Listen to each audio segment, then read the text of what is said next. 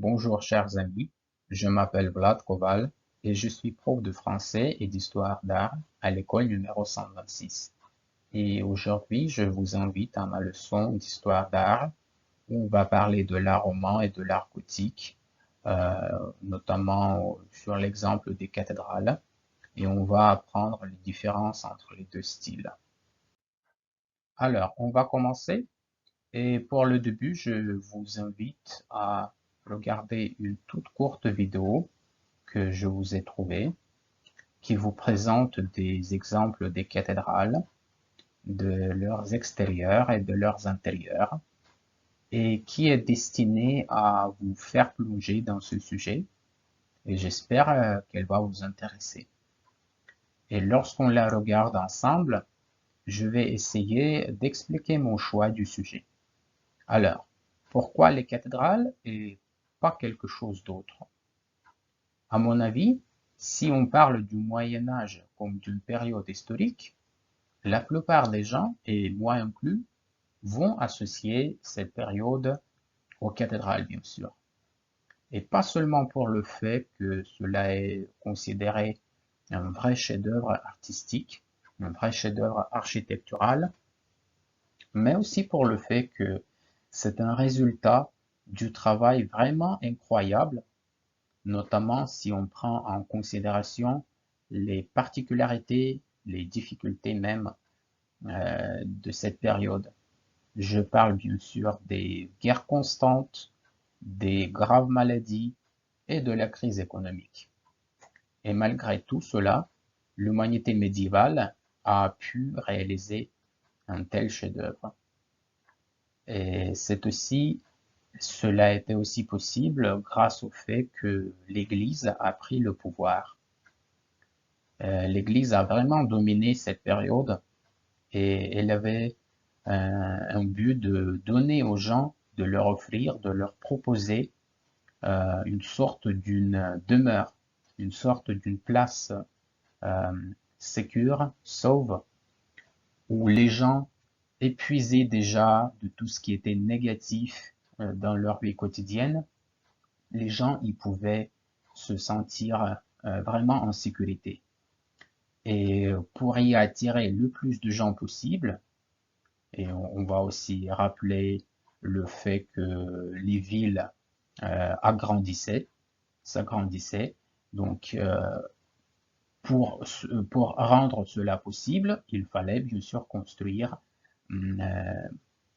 pas déjà des petites églises, mais des grandes cathédrales euh, qui devaient attirer les gens par leur beauté, par leur décoration luxueuse, comme vous le voyez sur des exemples dans la vidéo, et par un vrai ensemble de différents domaines d'art. Alors, quels sont les domaines artistiques différents qui composent ensemble ce qu'on appelle la cathédrale? Premièrement, et c'est bien sûr logique, c'est l'architecture, parce que la cathédrale est un édifice, c'est une construction religieuse, bien sûr.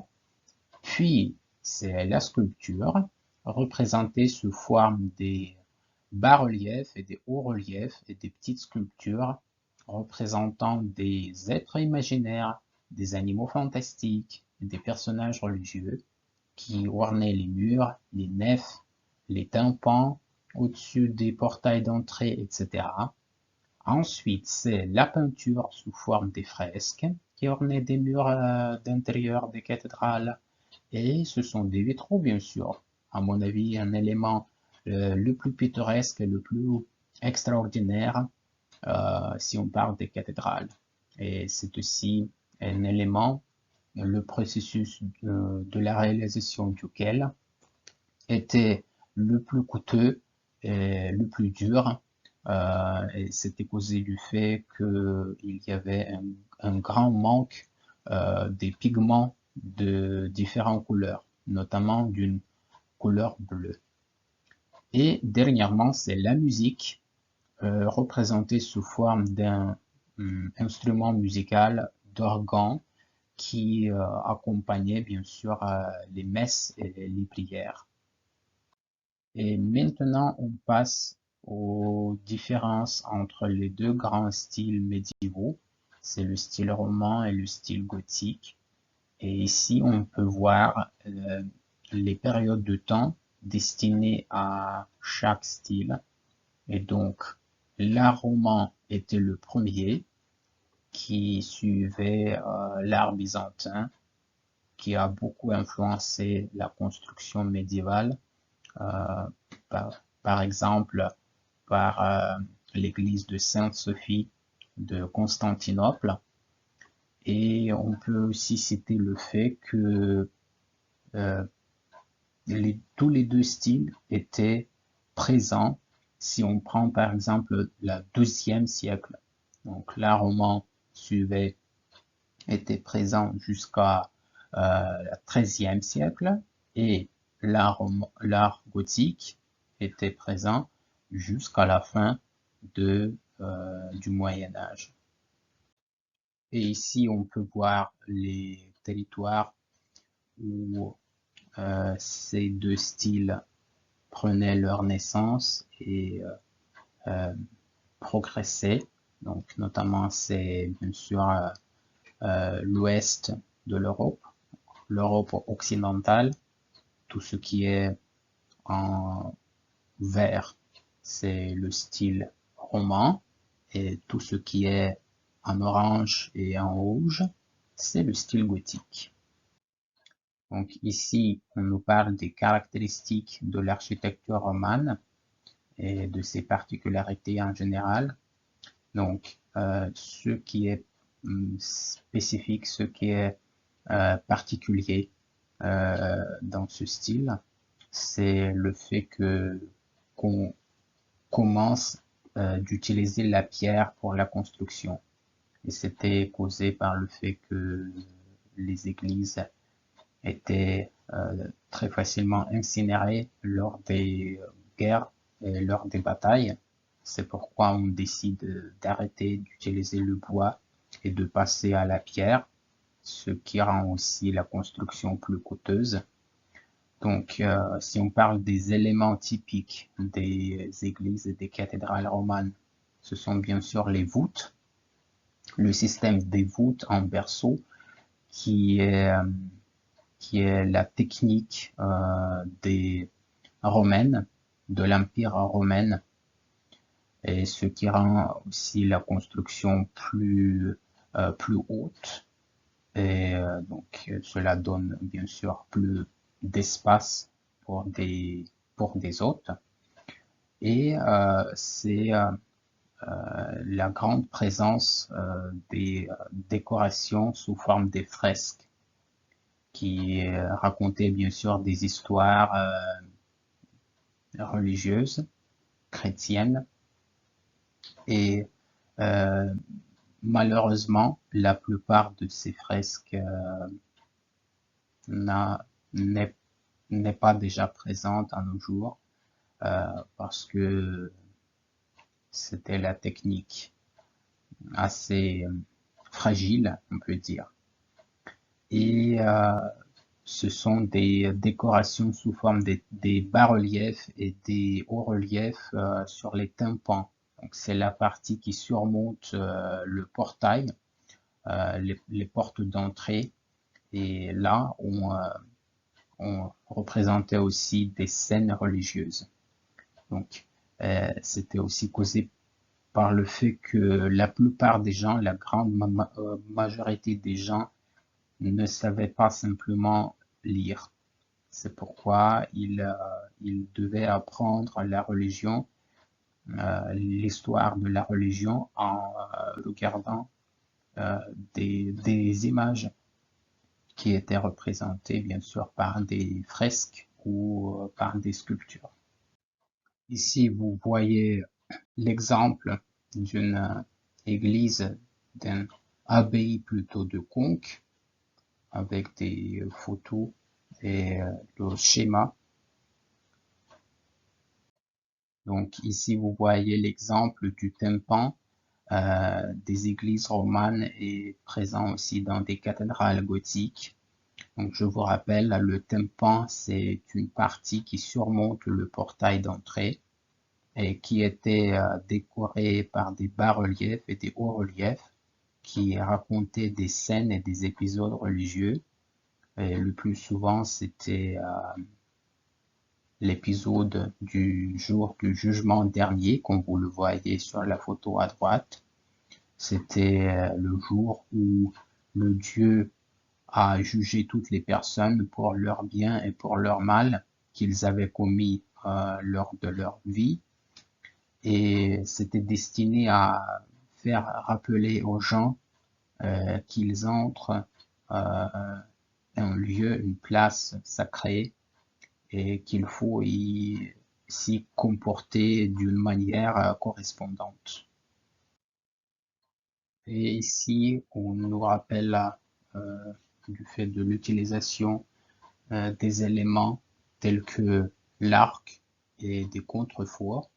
Donc, ce sont des techniques qui sont destinées à rendre la construction plus solide. Cette photo-ci nous montre l'exemple de l'utilisation de cette technique des contreforts. Donc, ce sont ces éléments-là, ce qui rend la construction plus solide. Et finalement, on nous montre des exemples de l'utilisation de tels éléments que la voûte en berceau et des tribunes. Donc, des techniques qui étaient destinées à agrandir la construction. Et donc, les voûtes ou les arcs étaient destinés à remplacer aussi des plafonds en bois. On a déjà parlé pourquoi. Et des tribunes servaient comme des supports pour ces voûtes, pour ces arcs. Et maintenant, on passe aux particularités de l'architecture gothique, qui a bien sûr suivi l'art roman, et qui a commencé au XIIe siècle. Et il a introduit de nouvelles techniques architecturales, comme des arcs brisés et des arcs boutants, qui avait pour but d'agrandir encore plus les cathédrales et aussi de faire des murs plus minces, ce qui a rendu possible de faire des fenêtres plus grandes, contrairement à des fenêtres dans des églises romanes qui devaient être plus petites pour ne pas rendre l'église fragile. Et donc, ces grandes fenêtres étaient donc données comme résultat logique la possibilité de développement des nôtres éléments décoratifs comme des vitraux. Et sur ces photos, on peut voir la cathédrale de Reims, la cathédrale très importante dans l'histoire de France et dans l'histoire mondiale même, parce que c'est ici qu'on a couronné, qu'on a sacré tous les rois français. Et c'est aussi ici qu'on a signé le pacte de la terminaison de la Deuxième Guerre mondiale, le pacte de la capitulation de l'Allemagne. Parlons maintenant des éléments décoratifs présents sur les façades des cathédrales gothiques. Sur l'exemple de la cathédrale de Reims, qu'on vient de voir sur la photo précédente. Donc, ce sont bien sûr des éléments de sculpture qui représentent le plus souvent des personnages religieux ou des animaux fantastiques. Et c'est aussi le grand vitrail sous forme d'un rosace qu'on appelle la rose gothique ou le cercle de fortune. Ici, on nous montre l'exemple de l'utilisation d'une technique introduite par le style gothique, ce qui sont les arcs-boutants. Donc, ce sont des arcs placés à l'extérieur de la cathédrale qui avait pour but de renforcer les voûtes et réaliser aussi la fonction purement décorative.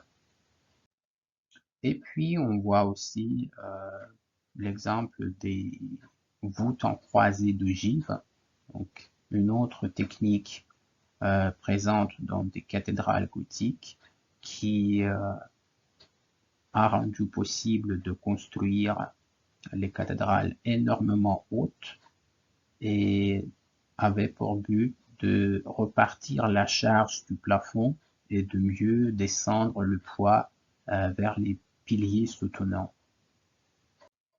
Et pour conclure, on va récapituler, on va rappeler toutes les différences entre les deux styles qu'on a appris lors de cette leçon.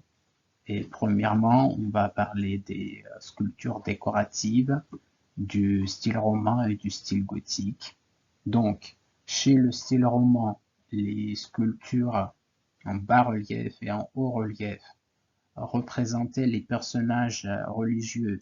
Donc, le personnage le plus principal était réalisé le plus grand et il n'y avait pas d'une telle accentuation sur les détails dans une scène, contrairement au style gothique, où les sculptures étaient non seulement réalisées plus grandes, de grande taille, mais il y avait aussi la présence d'une détaillisation, même d'une dentelle de pierre. Et finalement, la deuxième grande différence purement architecturale entre ces deux styles, donc ce sont des techniques de voûte, des systèmes de voûte. Dans des églises romanes, on utilisait des voûtes en berceau, ou autrement appelées des voûtes sous forme d'arc. Et dans des cathédrales gothiques, on emploie des voûtes en croisée d'ogives, ce qui rend possible de construire des cathédrales encore plus hautes. Et on a déjà parlé pourquoi c'était nécessaire pour rendre possible d'inviter encore plus de gens. Bon, j'espère que la leçon était intéressante pour vous et que vous avez appris quelque chose de nouveau. Et je vous remercie beaucoup pour votre attention. Au revoir.